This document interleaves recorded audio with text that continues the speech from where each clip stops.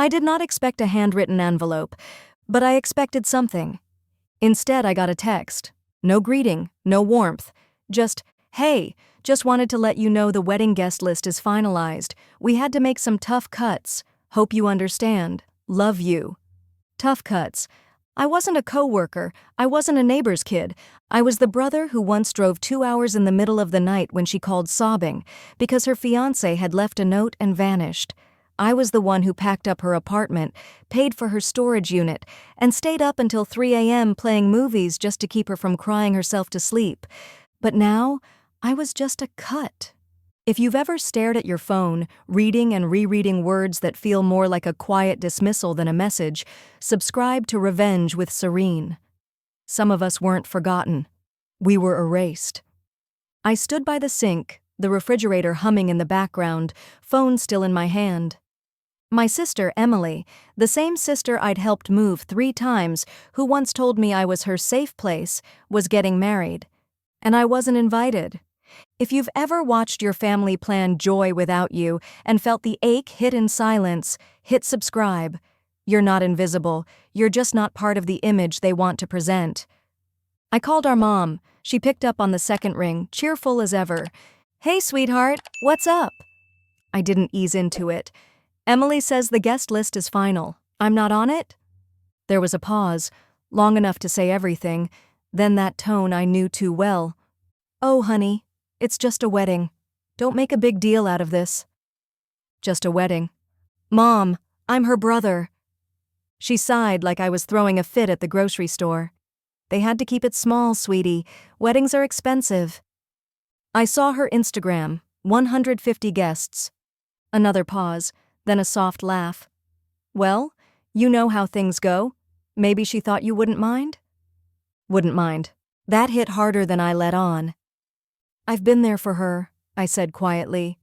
"Helped her get out of that lease when her ex disappeared. Covered half her rent when she lost her job. Talked her through sleepless nights when she thought she was unlovable, but sure, tough cuts." "Stop being dramatic," she replied, dismissive. "It's just one day. Don't overreact." I could already see the pattern. I'd express how hurt I was. She'd minimize it. And in the end, I'd be expected to forgive for the sake of keeping peace. Not this time. I didn't cry. I didn't argue. I just stared at the message again, felt something inside me harden, and walked to my desk. I opened my laptop. If I wasn't going to the wedding, I was going somewhere better. It took 30 minutes to plan.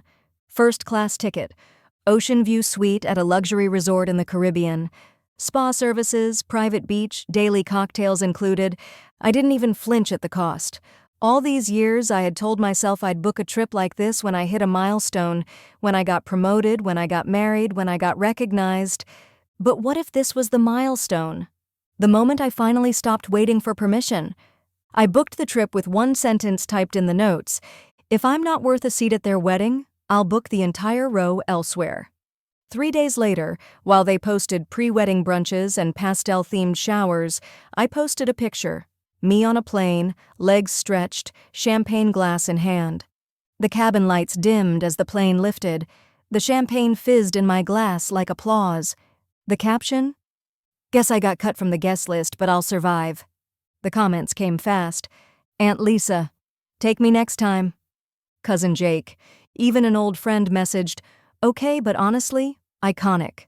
Then came the text I was waiting for. "My mother, where are you? Are you seriously missing your sister's wedding over this? You're being selfish." I waited until I landed, until I walked into a breezy, open-air lobby with a flute of something chilled in one hand and the sound of waves whispering in the distance. Then I replied, with a photo of the view from my balcony. Clear sky, endless water, no guilt. Then I powered off my phone. For the first time in a long time, I was not the fixer, not the mature one, not the backup emotional support line. I was simply not there, and it felt like oxygen. I stood on the balcony and let the wind move through me. This wasn't about revenge, it wasn't about drama, it was about finally choosing me. After years of being the dependable one, the easy one, I was stepping out of that role. They hadn't just left me off the list, They had written me out of the story, so I rewrote the ending, with ocean view and champagne. And have you ever been cut out of something important and realized peace was the better RSVP? Tell me in the comments, because sometimes absence is the most honest answer. I woke up to sunlight slipping between pale linen curtains and the low hum of ocean wind outside my balcony doors. The sheets were cool, the room still. There were no texts waiting, no voices to soothe, no expectations pulling me upright. The wedding invitation never came. But this stillness, this sunrise, this soft silence, it was exactly what I needed. At 8 a.m., a soft knock came at the door.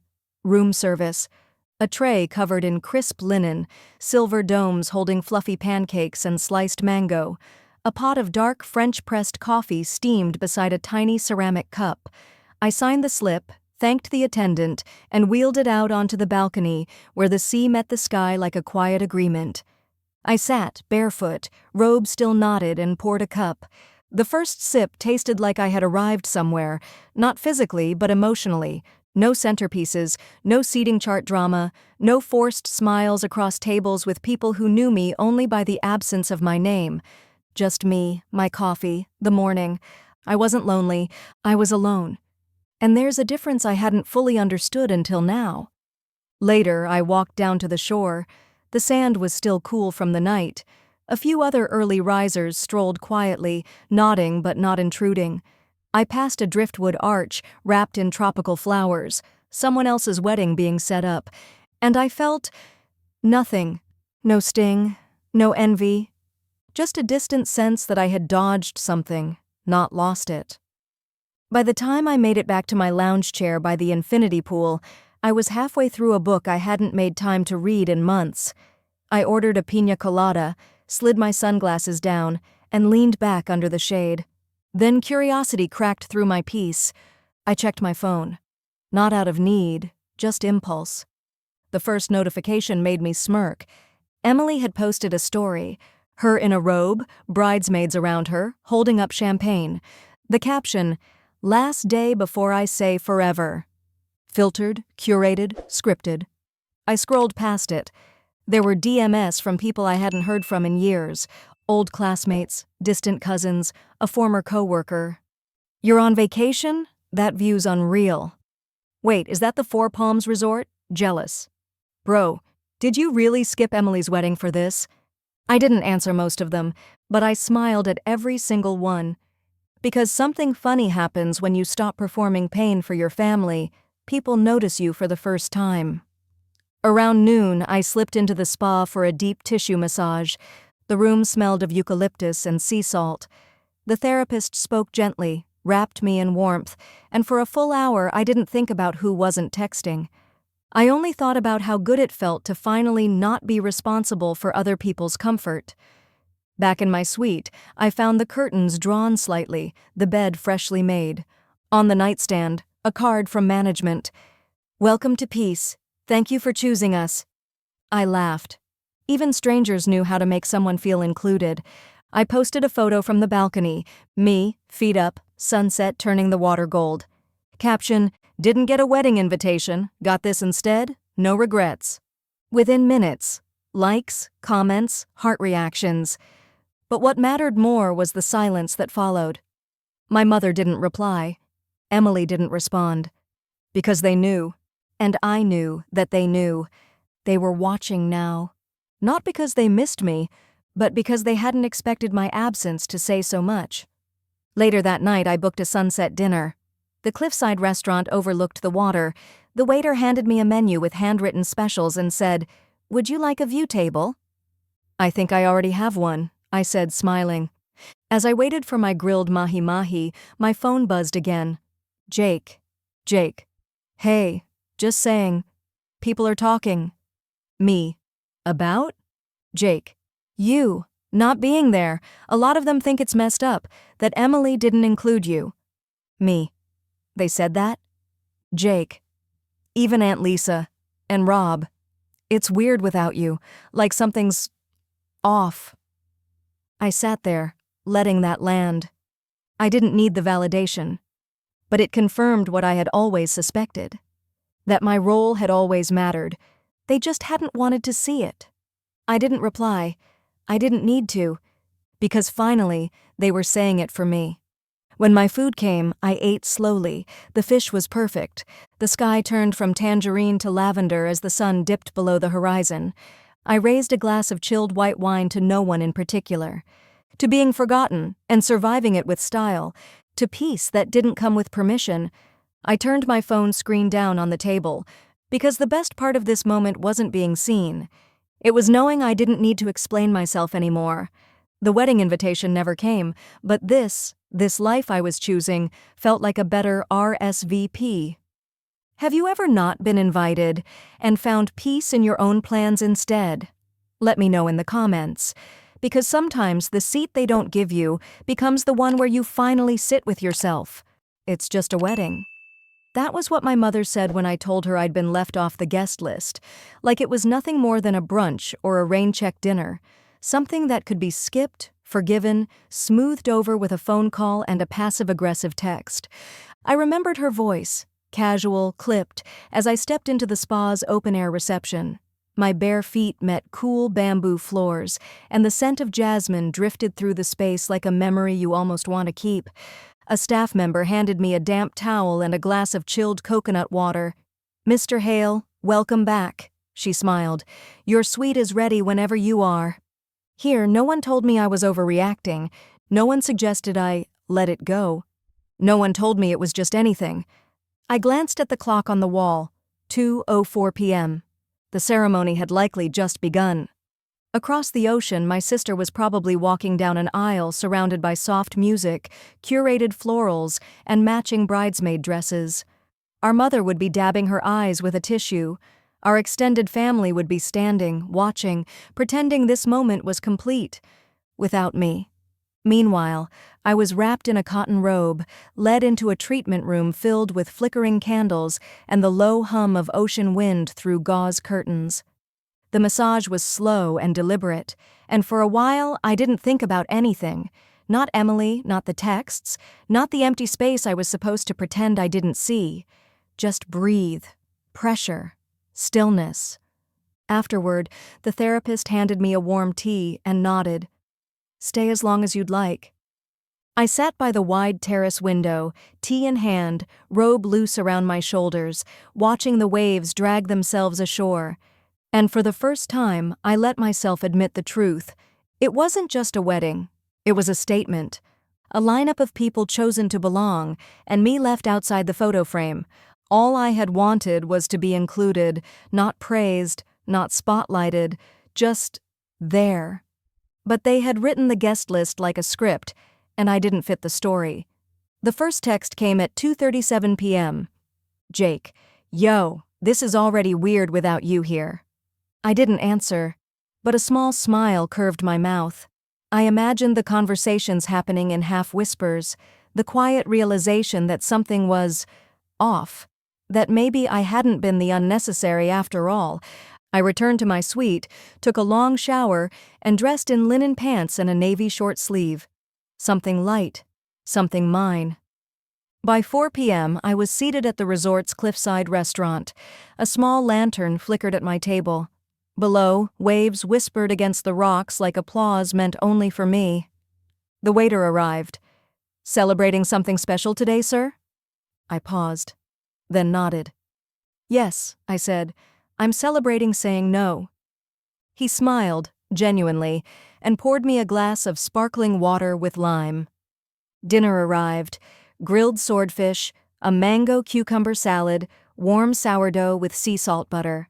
I took my time. No toasts, no chatter, just the hum of the world finally spinning without asking me to carry it. I posted a photo, the sunset cutting gold lines across the ocean. Caption, "They said it was just a wedding. Let them. Then go find a view like this." The likes came fast, but more satisfying than the notifications was what didn't come. Silence. Until it didn't. My mother, "Your sister is asking about you. She's nervous. A little upset." There it was. No apology, no recognition, just the subtle assignment of guilt. the quiet nudge to become the person who would reach out, soothe, validate. Then, almost like a punctuation mark, Emily, wish you could have been here. That was it. 7 words. Not, I'm sorry. Not, I wanted you here. Just a fragile olive branch offered without roots. I didn't answer. Instead, I ordered dessert, a coconut tart with citrus cream and a sugar orchid so delicate it looked like glass. As I finished, a breeze lifted the edge of the tablecloth. I leaned back in my chair, full and still. The ocean below moved in slow rhythms, unbothered. It wasn't bitterness I felt, it was understanding.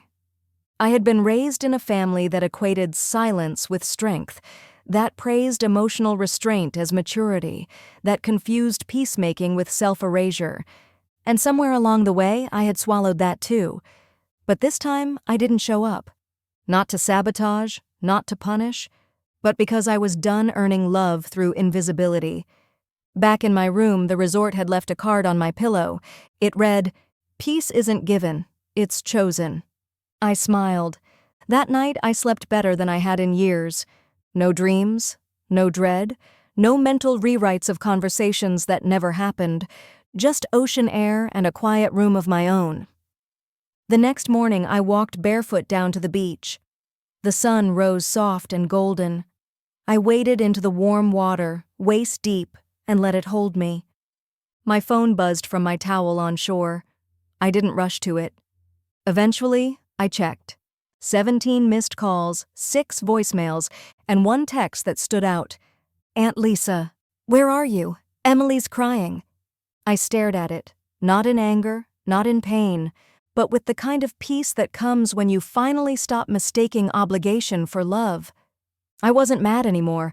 I wasn't even sad. I was just done. Done trying to prove my worth to people who only noticed my absence when it became inconvenient. I walked back to my lounge chair.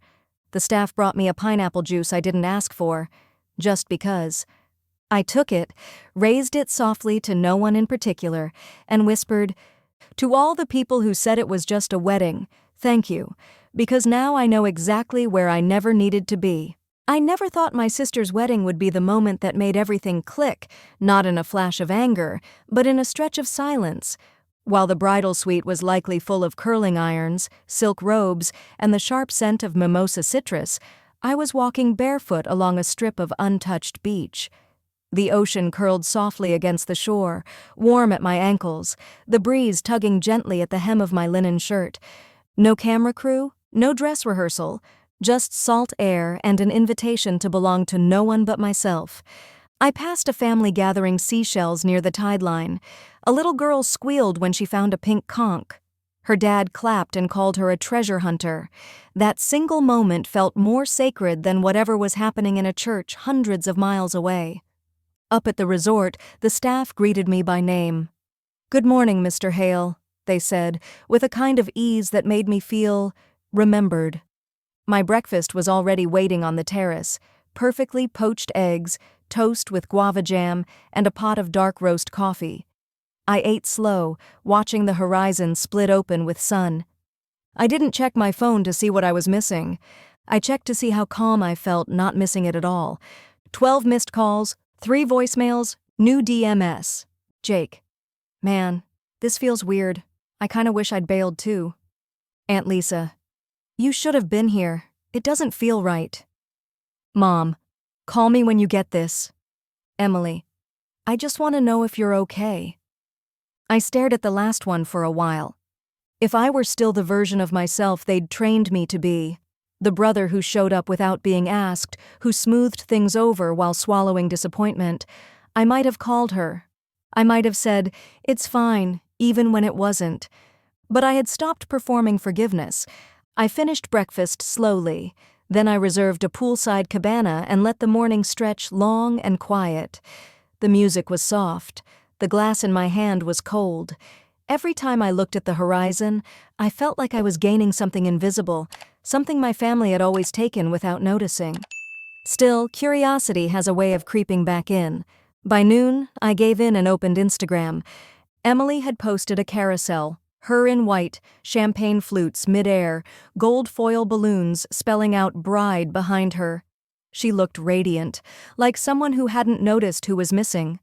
Then came the next post, a single sentence scrawled in white over a black and white selfie. Missing a few people today, but grateful for the ones who showed up. I let that one sit. Was it a dig? A soft apology wrapped in deflection? Or just a curated caption meant for everyone and no one? I'll never know. And honestly, it didn't matter. Because for once I wasn't parsing someone else's emotional tone. I wasn't the translator, the peacekeeper, the emotionally fluent son. I was just still. At 2:30 p.m., I boarded a private catamaran for a snorkeling tour. 7 other guests, a guide named Nico, miles of coral reef waiting beneath us. The boat pulled away from the dock and the wind picked up, snapping the sail like a banner in the sky. The water churned below us, clear and alive. We anchored in a quiet cove. I slid into the sea, weightless, soundless.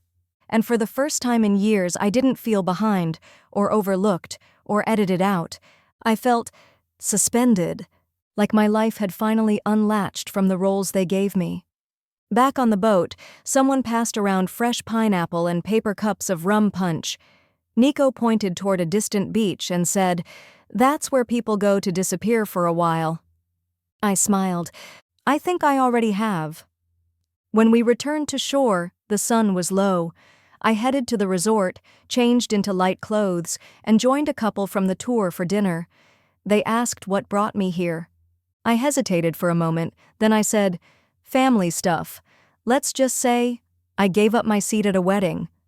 They both laughed, not out of cruelty, but recognition. "Good for you," the woman said. "Sometimes the most powerful thing you can do is not show up." Later that night, I stepped out onto my balcony. A soft breeze moved through the palms. Below, the sound of plates being cleared from the restaurant. Above, stars. I checked my phone once more. "Emily, I hope you're not still mad. It was never meant to hurt you." "Mom, you're missing memories. This is a once-in-a-lifetime moment." I looked at both, let them sink in. A once-in-a-lifetime moment, and they had chosen to have it without me. I didn't rage, I didn't mourn. I simply posted a final photo for the day. Me, barefoot, wineglass in hand, city lights flickering far below the cliffside. Caption, "First-class escape, no apologies, no regrets." Then I turned my phone off. And for the rest of the night, I let the ocean be the only thing speaking. "They'll never forgive you for this." That's what Aunt Lisa's voicemail said. Her voice was tight, like she was trying not to cry or scream. "It's a family wedding. You don't just not show up." But I had. And the world didn't end. The morning after the wedding, I was already checked out of the resort, my bag light, the air even lighter. I wore sunglasses not to hide, but to protect the peace I'd earned. The taxi pulled up to the small Caribbean airport. As I stepped out, the driver offered to take a photo of me. "You look like someone who's starting something," he said. "I am," I replied. Inside, I found myself standing in line behind a couple wearing Team Bride shirts. They looked exhausted, sunburned, over-accessorized, clutching Starbucks cups like lifelines. "I'm telling you," the woman said to her partner, "the drama yesterday? Insane. Apparently the brother didn't show up, left her crying during the father-daughter dance." I didn't turn around. I didn't interrupt. I just smiled, because even in whispers, absence has presence. At the gate, I finally opened my phone. "Emily, I shouldn't have sent that text about tough cuts. I was trying to be efficient. I didn't think it would come off so cold." "Mom, your sister was too emotional to say it yesterday, but she missed you. She looked for you during the vows." Jake, "Okay, confession. I played your playlist during dinner, got a few looks, but it made the night better."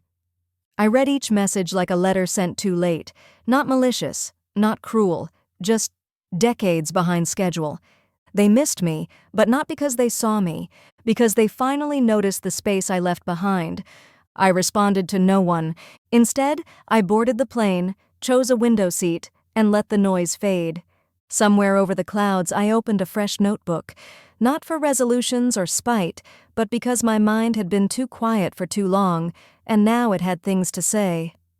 I wrote, "When you stop begging for space, you start making your own." It wasn't meant to be clever, it was just true. I landed in Charlotte by evening, and instead of going home, I booked a hotel downtown. No more slipping back into the same life like nothing had shifted. I wasn't walking back into the same skin. Dinner was room service, salmon, sparkling water, and a slice of key lime pie. Simple, but earned. Then came the call I wasn't expecting. Dad. We hadn't spoken much throughout the whole ordeal. He had played the classic peacekeeper. Don't rock the boat, don't choose sides, just let the storm pass. But now, he called. "You really didn't come," he said, voice quiet. "No," I answered. Silence. Then, "Emily said the photographer left space for you in the family portraits." She told him, "He'll show. He always does." I leaned against the window. Not this time. There was a pause so long I thought the call had dropped. "I don't know if she meant to exclude you," he said finally, "or if she just assumed you'd fold." "I know," I replied. "She's your sister." "I was her brother too. That part gets forgotten." He didn't argue.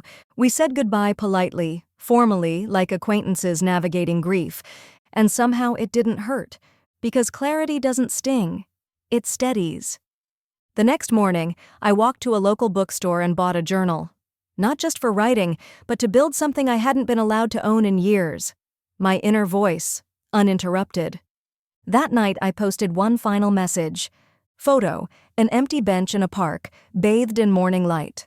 Caption, "They said I'd regret missing the wedding. I didn't. I regret the years I kept proving I belonged.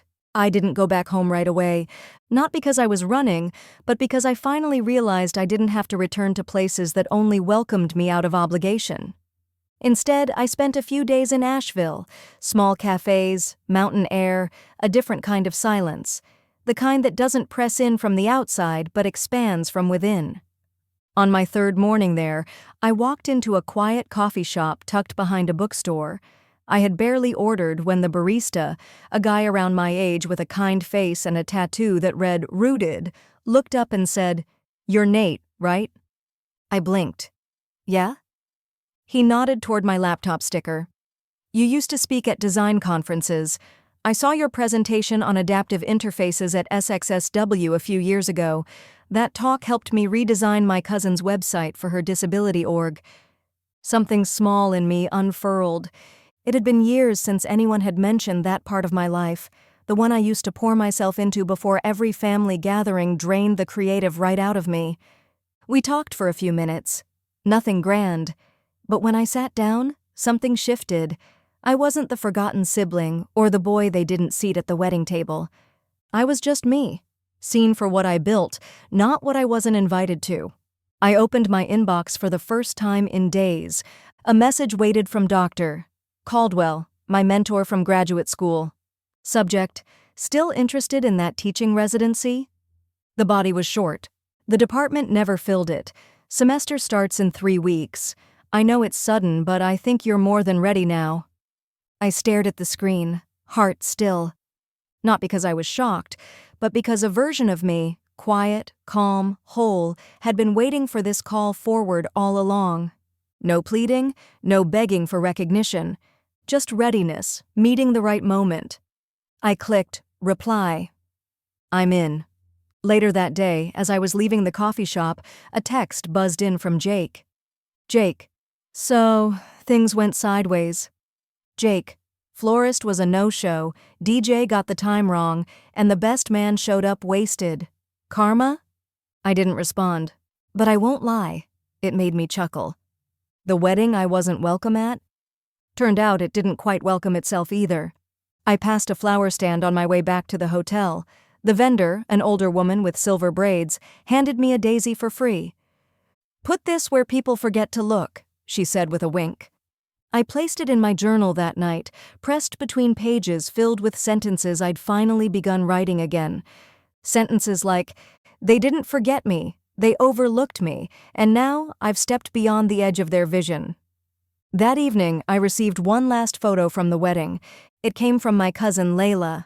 A snapshot of the reception, people sitting stiffly in half-filled chairs, Emily looking beautiful, but tired. Something about the image struck me. The energy was all off. No joy, just obligation, dressed up in formal wear. Her caption read, "Not the day we planned, but it's done." I stared at that sentence for a long time. Done. The word echoed, not just for the event, but for everything that came before it. Later that night, I went for a walk. The streets were cool. A breeze moved through the sycamore trees.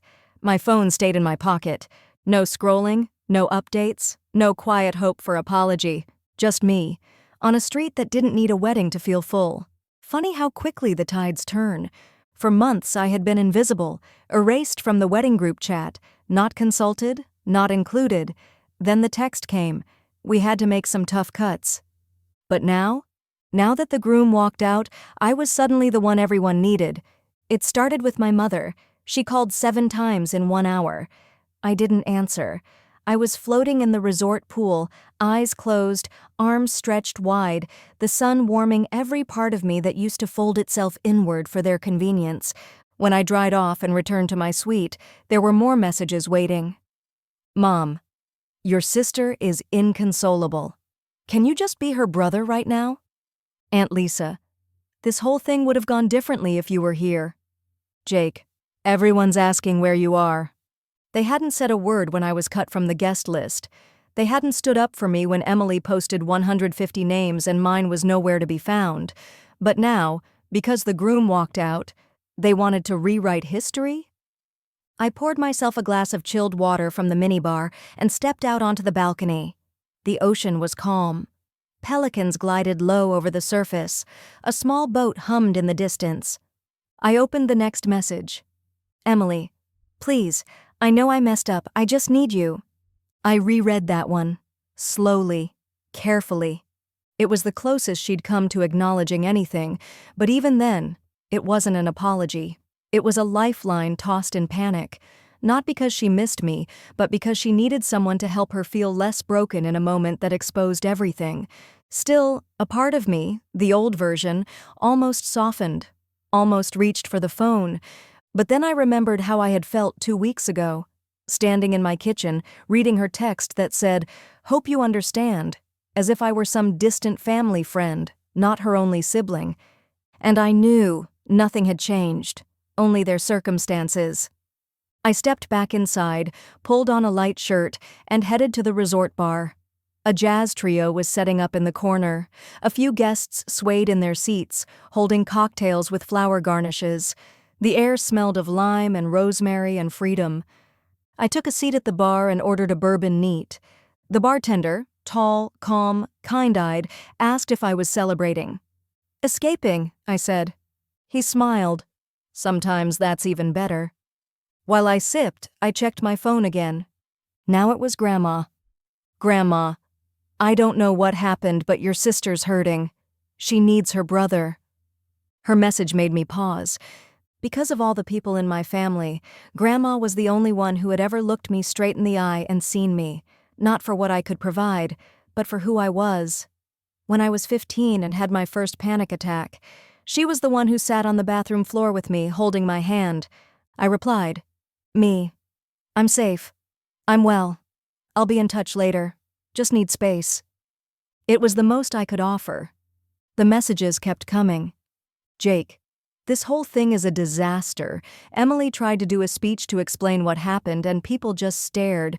Half the guests left early. "Mom, we're going to talk when you get home. This isn't the time for grudges." "Emily, please answer." I leaned back in my chair, finished my drink, and ordered another. Because here's the thing about family. They don't always realize they've trained you to disappear, until your absence becomes louder than your presence ever was. And that's what was happening now. The groom walked out, the music stopped, the narrative cracked, and suddenly, my empty seat at the table was the only one that everyone could see. But I wasn't going to rush in and fill it. Not this time. After dinner, I joined a small group walking down to the beach for the nightly bonfire. The staff had set up pillows and lanterns. A musician played soft acoustic covers. We roasted marshmallows, passed around drinks, and someone asked what brought us all there. When it was my turn, I just said, "Needed a break from family stuff." A few people chuckled. One woman murmured, "Don't we all?" No one pressed for details, and that, I realized, was part of the healing, being in a space where I wasn't responsible for anyone's disappointment. No one here expected me to explain or justify or smooth things over. The fire crackled, the stars shimmered. I felt light. Later, walking back to my room, I finally opened the last voicemail from Emily. Her voice was quiet, broken. I don't even know what happened.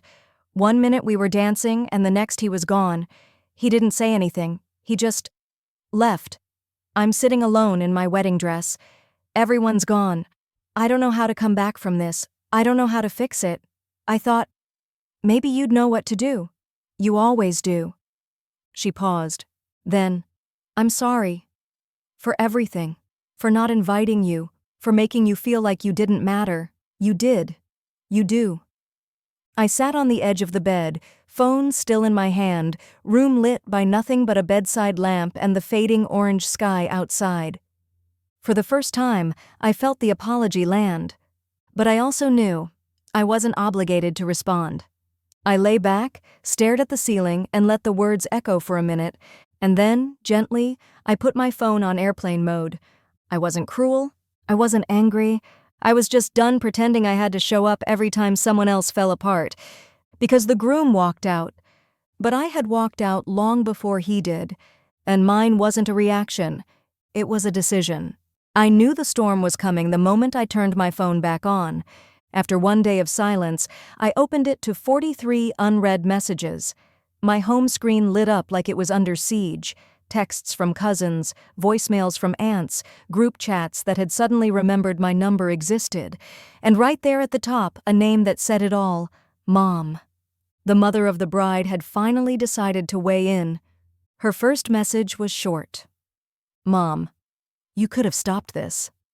I stared at it, thumb hovering over the screen. Stopped what exactly? The groom from walking out? Emily from pretending everything was perfect? The avalanche of consequences from a wedding built more on performance than people? As if my silence had somehow tipped the balance. I didn't reply. Not yet. Instead, I scrolled through the other messages. Jake, everyone's a mess. It's like they think you planned this. Aunt Lisa, your mother is beside herself. Says she can't sleep. Emily, I didn't mean for any of this. I just need you right now. They had cut me out of the celebration, but now, in the fallout, I was suddenly the emotional architect, the one they expected to make things okay, the reliable brother, the understanding son. It was like clockwork. The mother of the bride had always had a way of rewriting narratives. Growing up, I was taught that her tone outweighed truth, that if she said something wasn't a big deal, then I was overreacting, that if I wanted peace, I had to keep quiet. But I wasn't 15 anymore, and this time she didn't get to play both roles, gatekeeper of the wedding guest list and narrator of the aftermath. I left my suite and walked down to the water. It was early. The beach was empty except for a few joggers and one woman meditating near the rocks. I sat in the sand and let the tide kiss my feet. The last time I saw my mother in person, we'd met for brunch. She had smiled tightly over her coffee, listing details about Emily's big day, the menu, the location, the colors. When I asked about an invitation, she looked down, stirred her latte, and said, "It's complicated." Now, suddenly, I was supposed to help clean up the wedding they'd kept me out of? I returned to my room and showered. Then, I finally opened the latest voicemail. Her voice was tight, brittle. You think you're making a point, but what you're doing is cruel. Emily is devastated, she's humiliated, and you're out there sipping cocktails like none of it matters. You could have talked him down. You always had that way with people. I closed my eyes. So that's what this was. She didn't just want me to call, she wanted me to carry the guilt. Again. The mother of the bride wasn't grieving the wedding that collapsed, she was grieving the loss of control. Because for once, I hadn't stepped in. I hadn't been the buffer. I hadn't made it easier for her to avoid accountability. And that's what truly bothered her. Not Emily crying, not the groom leaving, but me, not being there to keep everyone else from feeling the discomfort they'd earned. I opened a blank text. I started writing. Me. Mom, I was never supposed to be your emotional janitor. I was never invited to this wedding, not to the planning, not to the table, not to the room. You don't get to call me in now that it's on fire and expect me to hold the hose. I'm not angry. I'm not bitter. I'm just not available to fix what you broke. I hovered over the send button. Then I deleted the message. Not because I didn't mean it, but because she didn't deserve the explanation. Not anymore. Some things are better learned in silence. That afternoon, I booked a boat tour to a nearby island. Just me and a few other guests. While we drifted across the waves, the guide pointed out sea caves and pelicans. I barely heard him. My thoughts kept circling the same truth. Distance doesn't make you selfish. Sometimes it makes you finally safe. When we docked, I wandered down a trail lined with palms and sea grapes. I reached a lookout point and sat on a bench carved from driftwood. Below me, the sea stretched in every direction. Behind me, a family still scrambling to make my absence a scapegoat for their collapse. A notification broke the silence. Emily, she's blaming you. Everyone is. But I know it's not your fault. I know I hurt you. I just don't know how to make it right. I stared at the message, then looked out at the water. She had finally named it. Not perfectly, not cleanly, but it was something. And even so, I didn't reply, because this wasn't about punishment. It was about preservation. The mother who had taught me to minimize my feelings was now asking me to abandon my boundaries. Not this time. That evening, I returned to the resort and joined a sunset yoga class on the terrace. The instructor guided us through slow breaths and gentle movements. My body stretched with intention. My mind, for once, didn't race. As the sun dipped behind the sea, I closed my eyes and whispered one line to myself.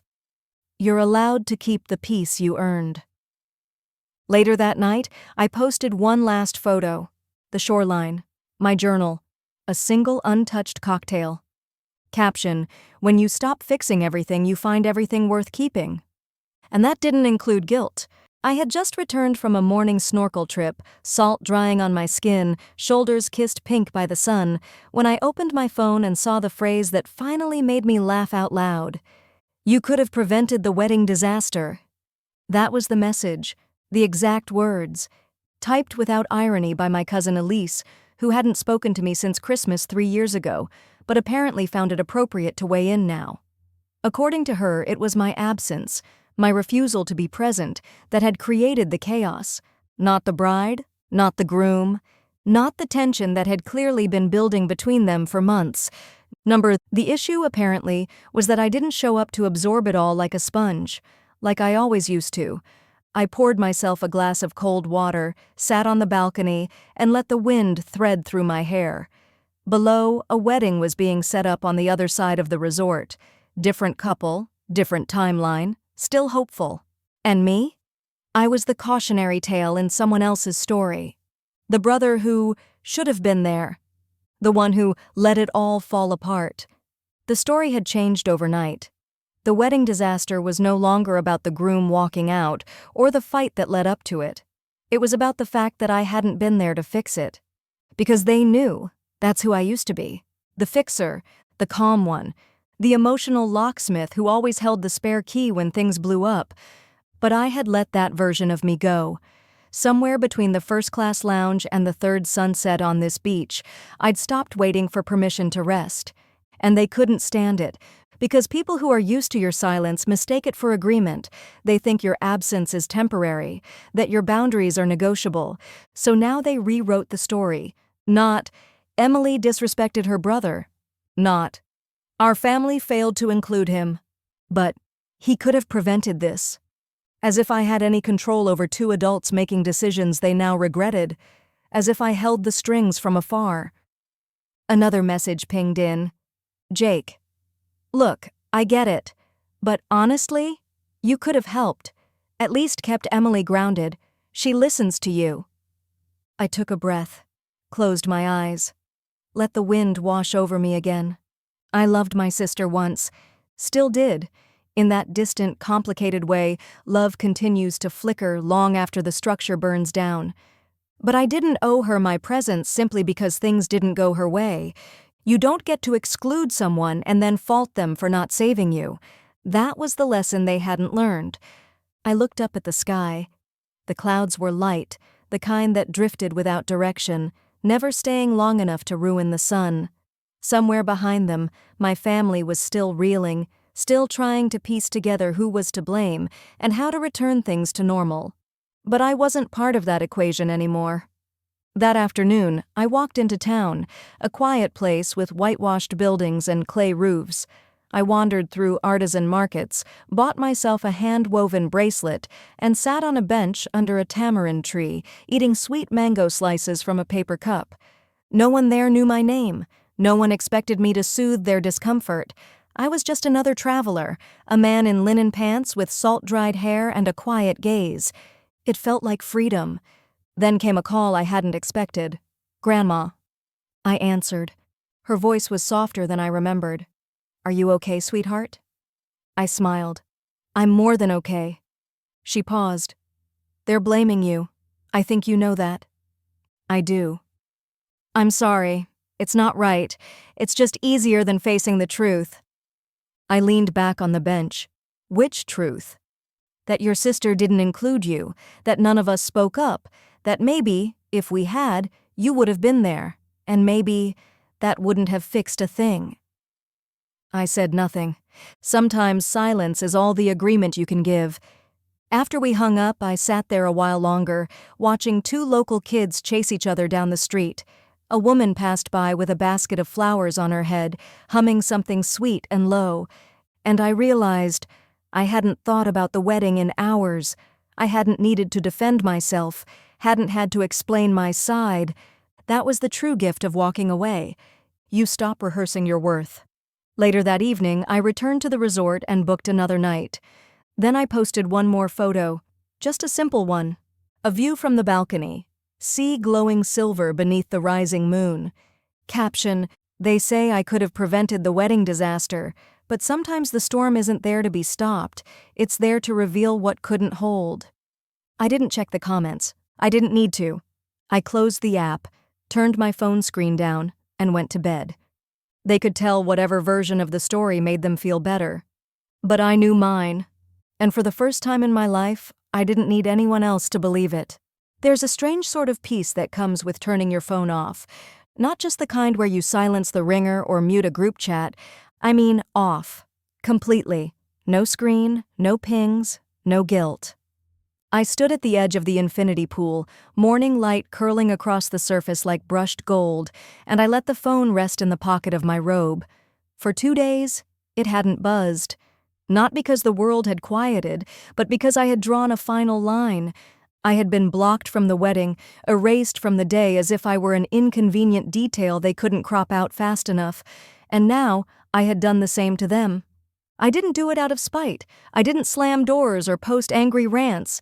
I just stopped allowing access. Blocked my mother, blocked Emily, blocked Jake.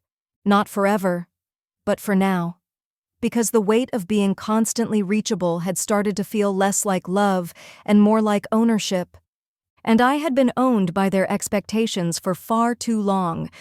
The moment I hit block, something uncurled inside me, a tension I hadn't even known I carried.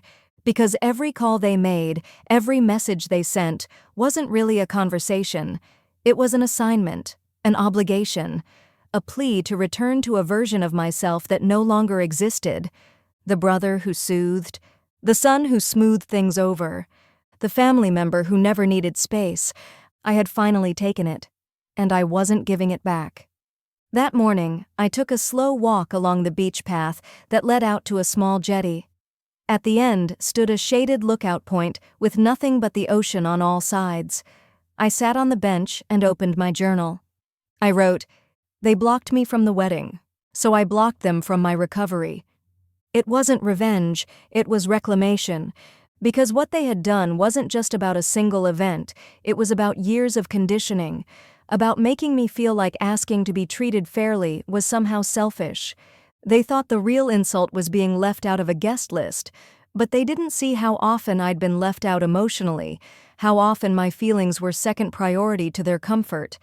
Now that the wedding had collapsed, I had become useful again, convenient again. They said it wasn't personal, but now they were begging me to make it personal, to help them fix the fallout. I wouldn't. After journaling, I ordered a late breakfast to my room. The tray arrived with fresh croissants, berry compote, and coffee brewed dark and rich. I sat in the morning sun and let the silence expand around me. No calls, no pressure, no emotional chores, just peace. I knew what they were doing back home, crafting new narratives, trying to rewrite the past 2 weeks in a way that made them feel less guilty, painting me as cold, detached, maybe even vindictive. But I didn't feel vindictive. I felt clean.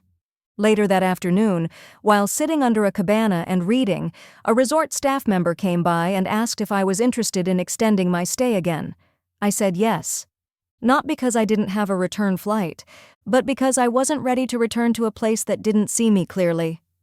That evening, I watched the sunset alone.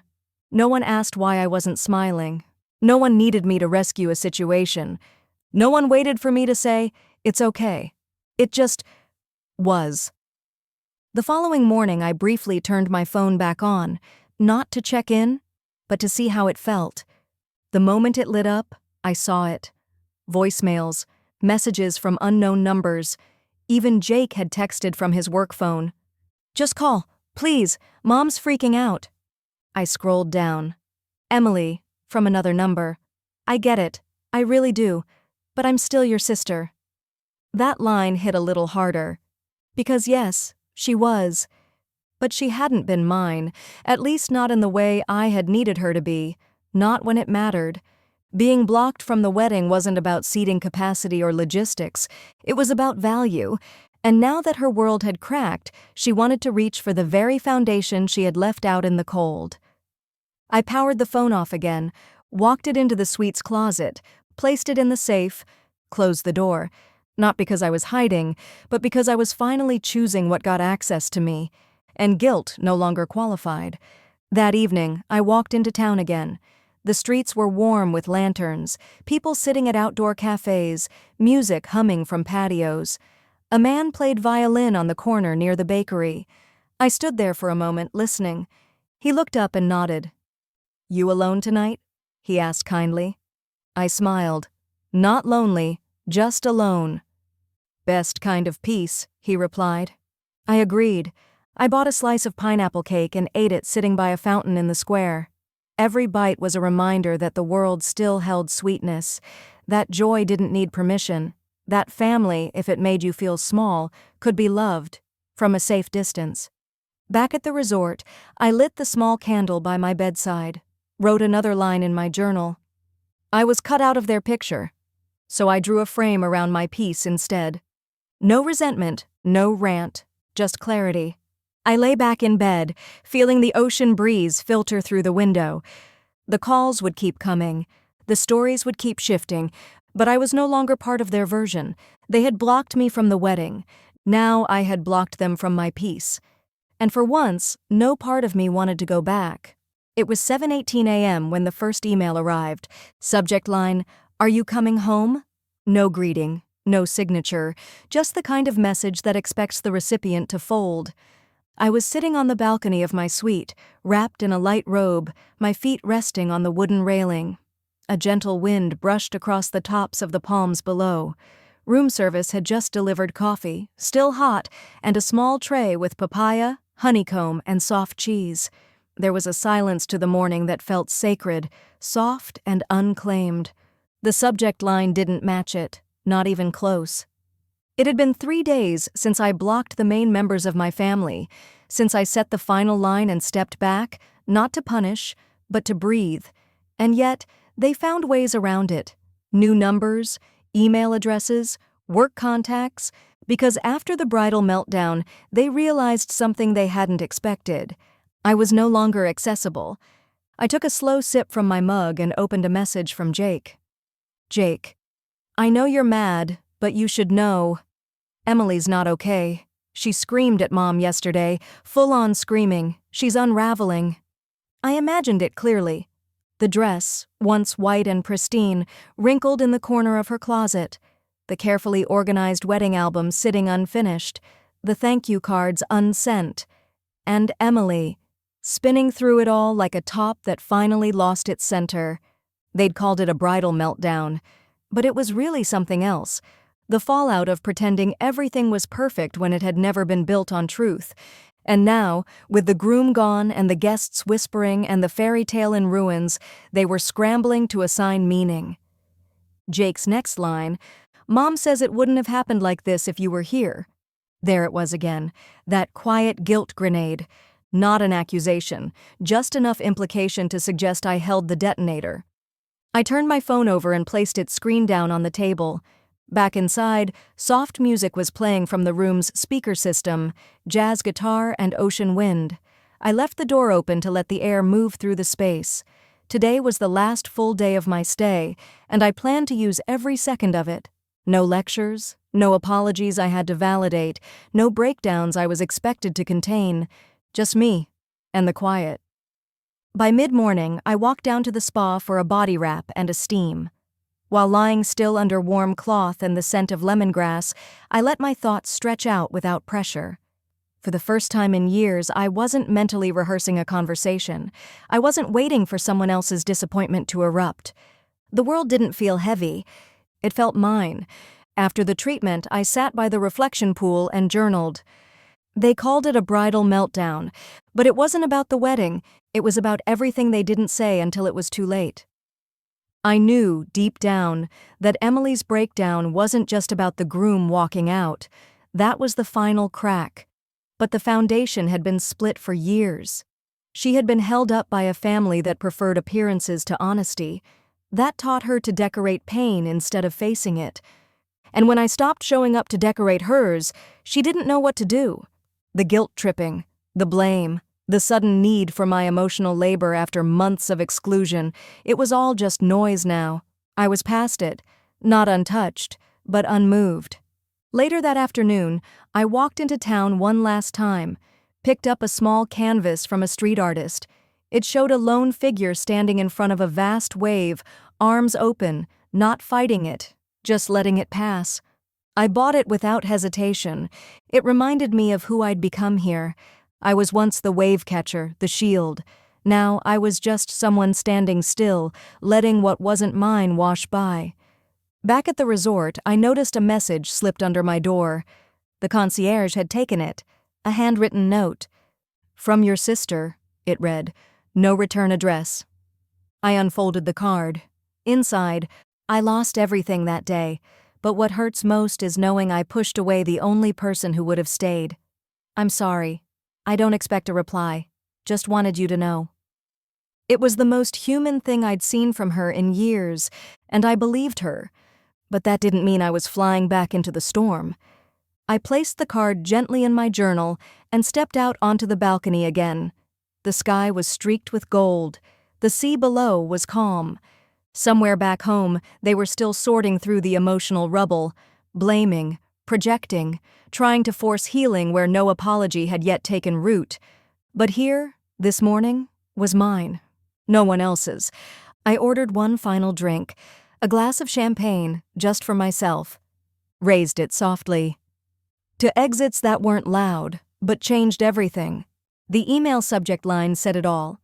Let's all sit down together, just talk. It came from my mother's personal account at exactly 6:02 a.m., timed, no doubt, to appear thoughtful, gentle, reasonable. The body of the message was only 3 sentences. We're planning a little get-together once you're back. Nothing big, just family. We all need this. There it was, wrapped in lowercase warmth, a family intervention disguised as brunch. I sat at the edge of the pool, feet in the water, watching the sun rise over the horizon like it had nothing to prove. Another day in paradise, another attempt to reel me back into the undertow. I didn't respond. Instead, I opened my booking app and extended my stay. 3 more nights. Just enough time to clear the trail behind me before they could reach it, because I knew what that invitation meant. I could already picture the room. My mother seated upright, hands clasped in her lap. Emily with mascara smudged under her eyes and an apologetic tremble in her voice. Jake on the sidelines trying to play peacekeeper. Maybe Grandma offering me tea like it would erase the months of silence before the wedding. But the script had already been written. They would ask me to let it go. They would tell me we all made mistakes. They would ask me to accept their version of closure, just tidy enough for everyone else to feel comfortable again. But here's the truth no one admits. Family interventions aren't always about healing. Sometimes they're about controlling the story. They wanted me back in the fold, but only if I stepped into the old role, agreeable, selfless, apologetic, just for having boundaries. I had given them that version of me for decades. I wasn't giving it anymore. I rose from the pool, dried my feet, and walked across the garden path to the resort cafe. The barista, now familiar with my morning routine, handed me a cortado with a smile. "The usual," she said. "Last full day?" I shook my head.